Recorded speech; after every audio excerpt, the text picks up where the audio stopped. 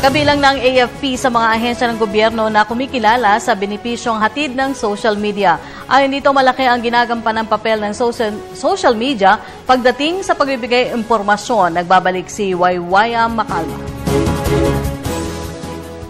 Sa mga modernong gamit at makabagong teknolohiya na mayroon tayo ngayon, nagagamit ang social media sa iba't ibang paraan. Sa ilan, ito ay isang kasangkapan sa pagbibigay ng mabilis na impormasyon.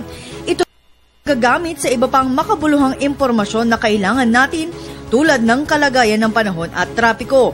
Kaya naman nagsagawa ang AFP ng Social Media Summit upang ipakita ang kahalagahan ng social media at kung ano pa ang maaring maitulong nito sa mga sundalo, maging sa mga kawani ng pamahalaan at pribadong sektor. Para kay AFP Chief General Emmanuel Bautista, mahalaga ang pagkakaroon ng makabagong teknolohiya. Ngunit kailangan balansehin ito upang hindi makompromiso ang seguridad ng bansa.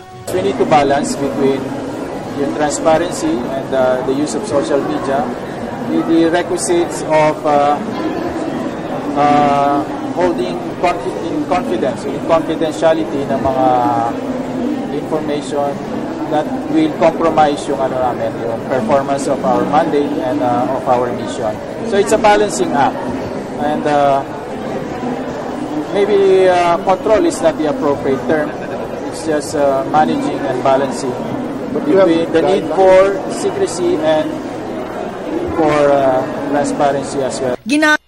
DILG Secretary Rafael Alunan III ang Facebook upang ipaalam sa mga Pilipino ang kahalagahan ng ating teritoryo sa West Philippine Sea.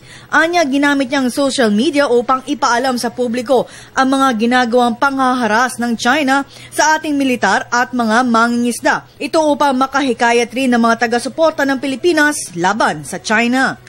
Generate patriotism to inspire. Right? Use it as a tool to inspire and to instill patriotism.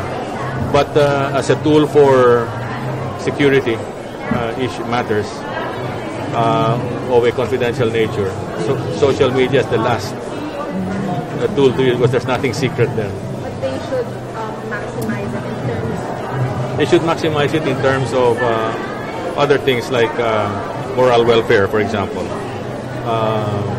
Informing their publics about developments, news reports, weather reports. They can even use it for philanthropic causes. They can use it for educating their internal audiences.